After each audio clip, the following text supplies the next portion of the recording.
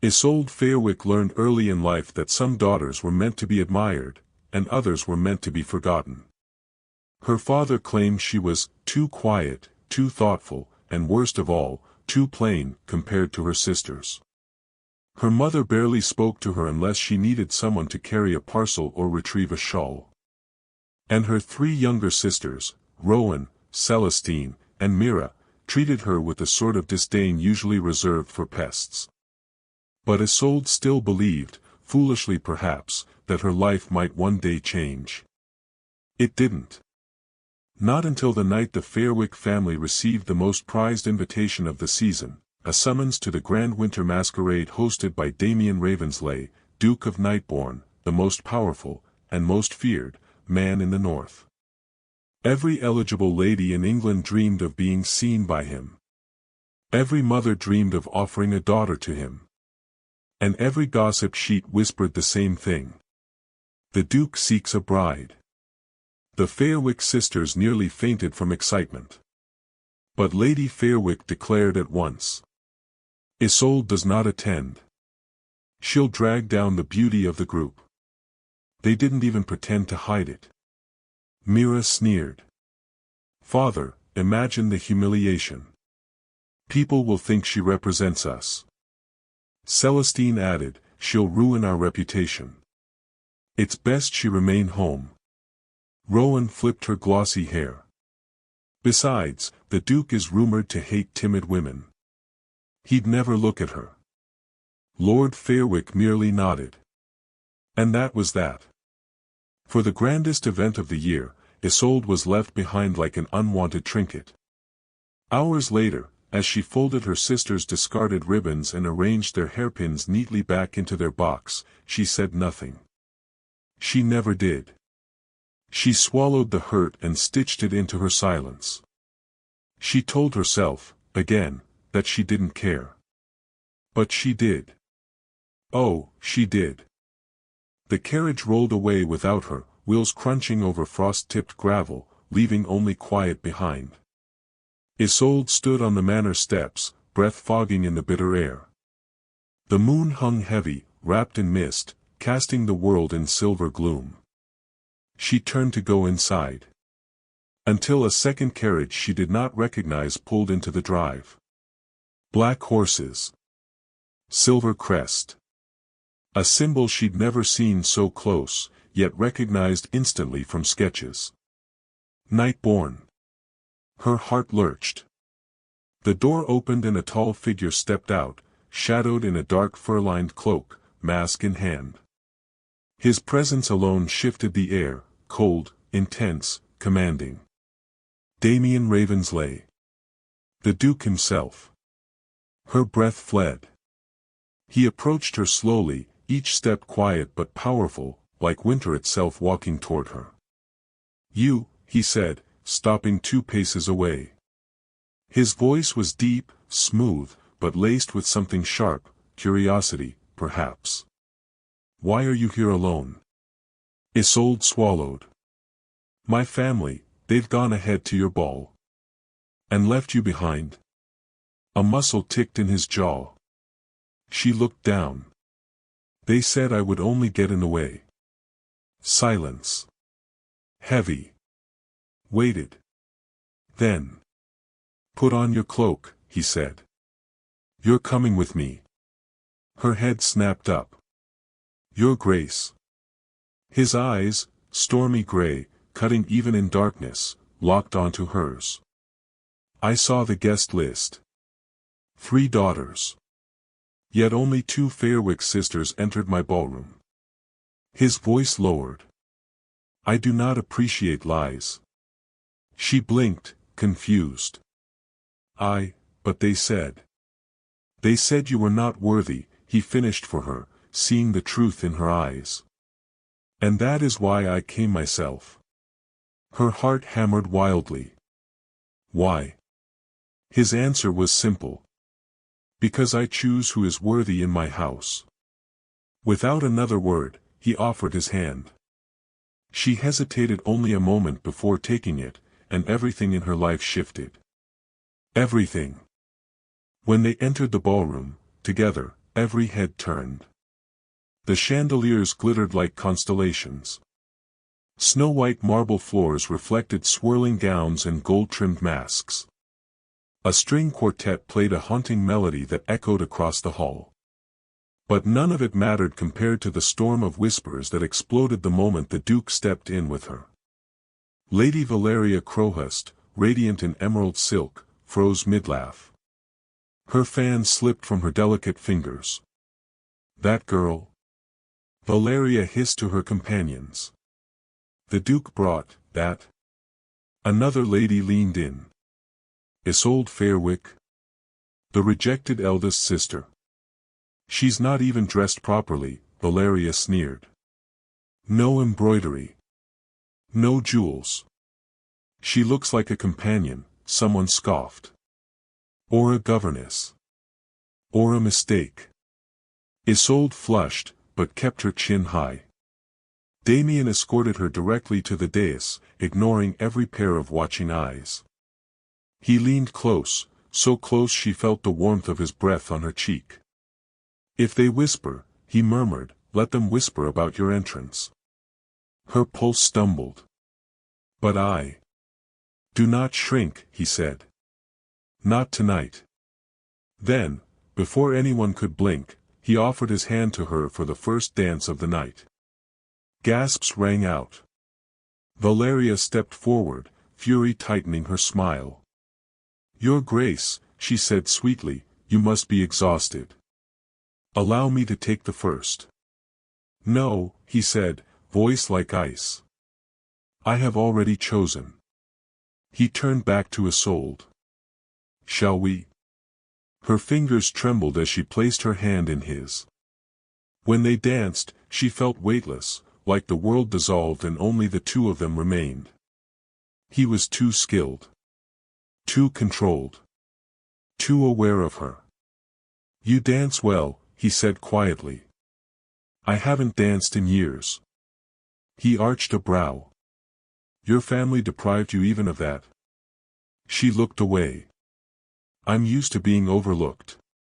"Not anymore." The word struck her chest like a spark. Lady Valeria Crowhurst, beauty of the season and rumored future duchess, was used to attention. But not like this. Not stolen. Not ripped from her hands. She cornered Rowan and Celestine Fairwick near the corridor and didn't bother hiding her snarl. "You said she wouldn't come." Rowan lifted her chin. "We left her. She wasn't supposed to." "Then how did she arrive with him?" Valeria spat. Celestine shrugged carelessly. "We didn't think she'd do something so desperate." "Desperate?" Valeria echoed, trembling with rage. "Walking in with the Duke, Duke Ravenslay, is not desperation. It's strategy." Mira chimed in, "We never thought he'd look at her." "Well, he has," Valeria snapped. "And now you will help me fix it." "How?" Rowan asked. Valeria smiled, a cruel, venomous curve. "By making sure she's humiliated so thoroughly the Duke sees her for what she is." It happened during the supper interval. Isolde walked the balcony alone, needing air. Snowflakes drifted like powdered diamonds.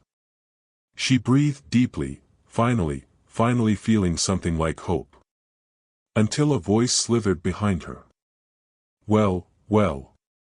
The forgotten sister has claws now." "Valeria." She turned slowly.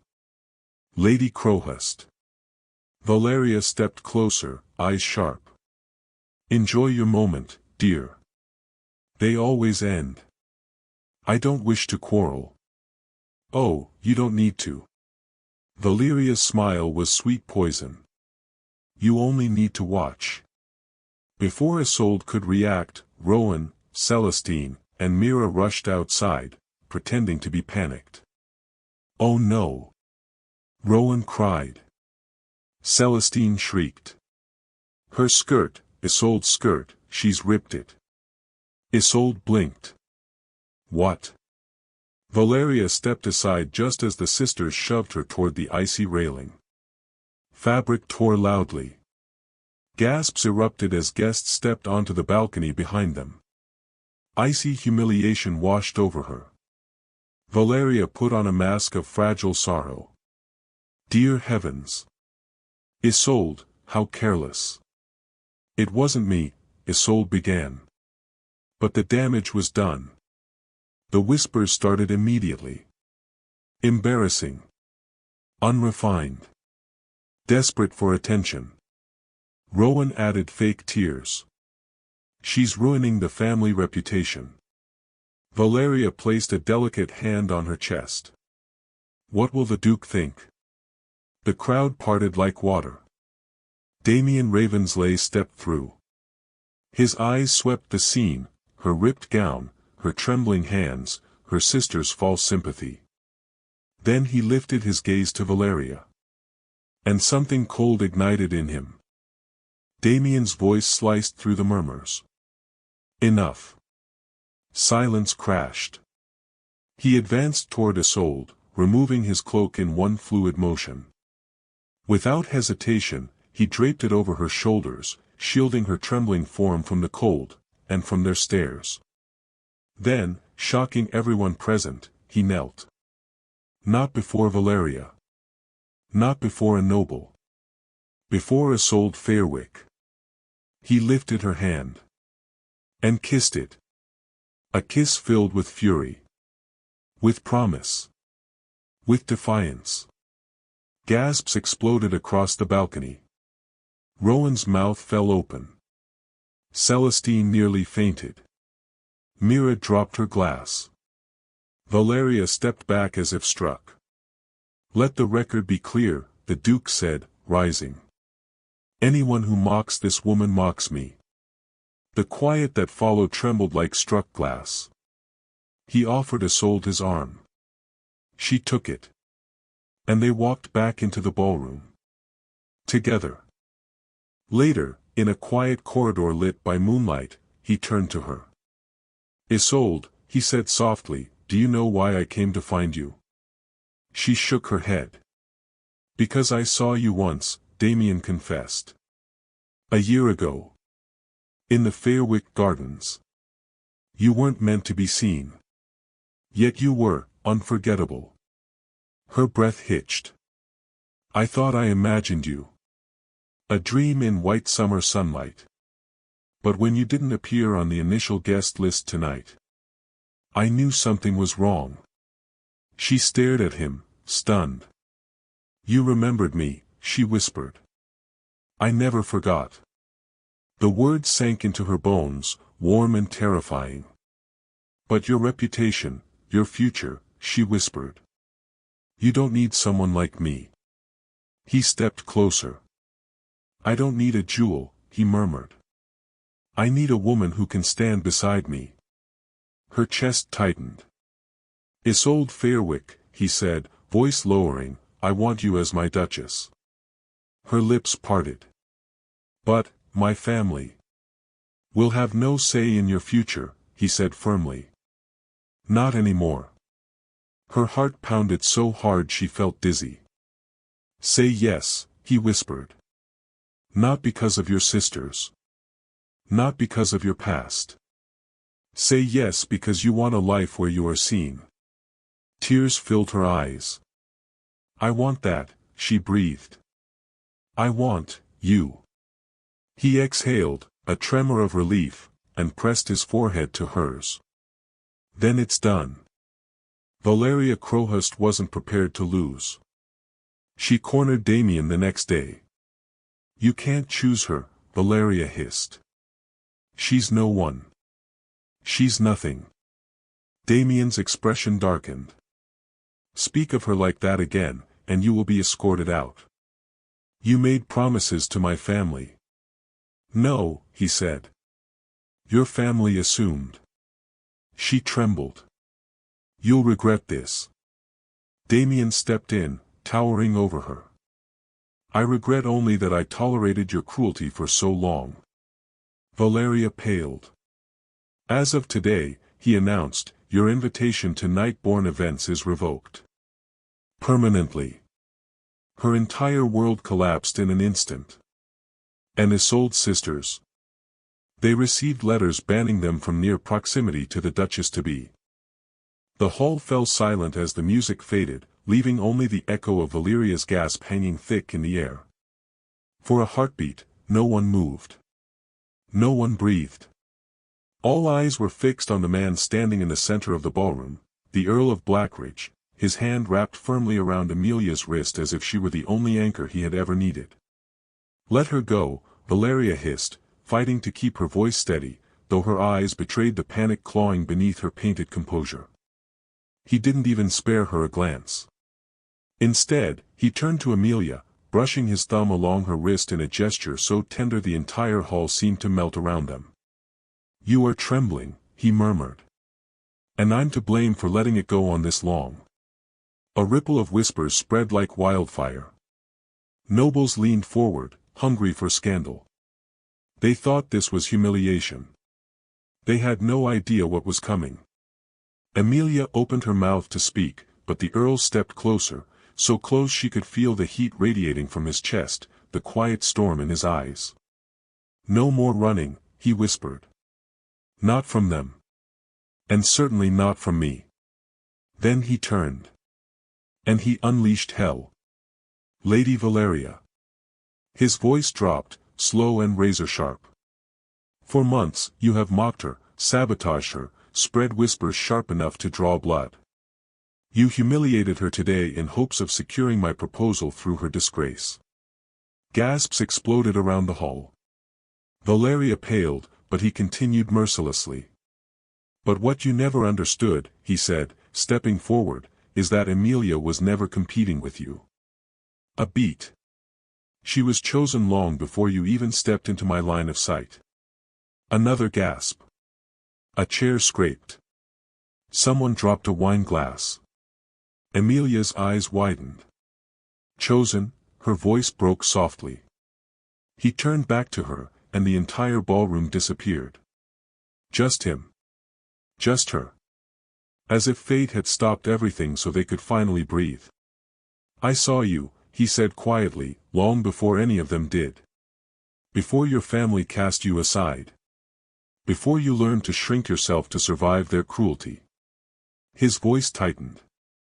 "I remembered you from that Winter Lantern Festival years ago.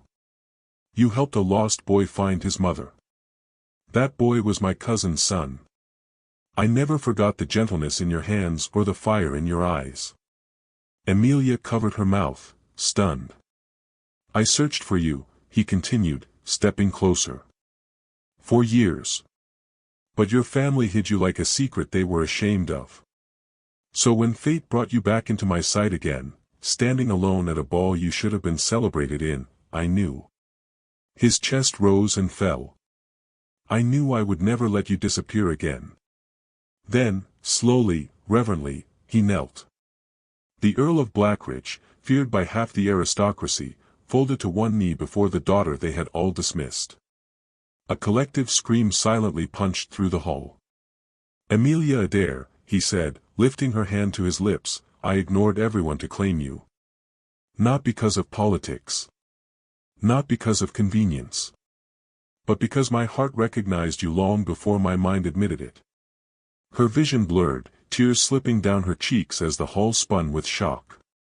He stood and touched her cheek.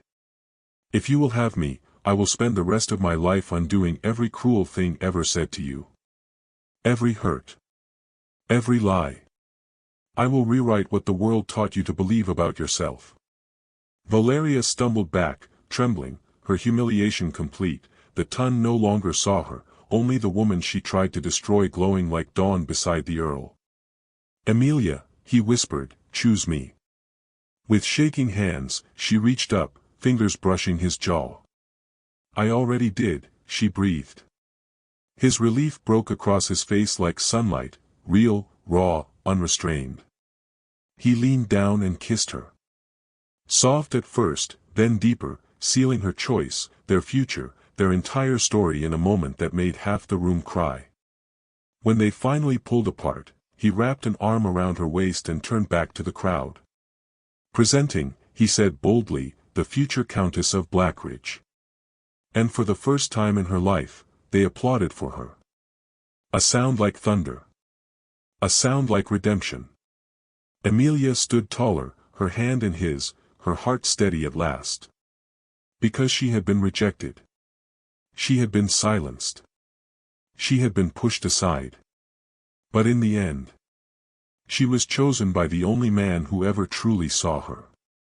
And she walked out of that ballroom not as the overlooked eldest daughter, but as a woman finally, irrevocably loved.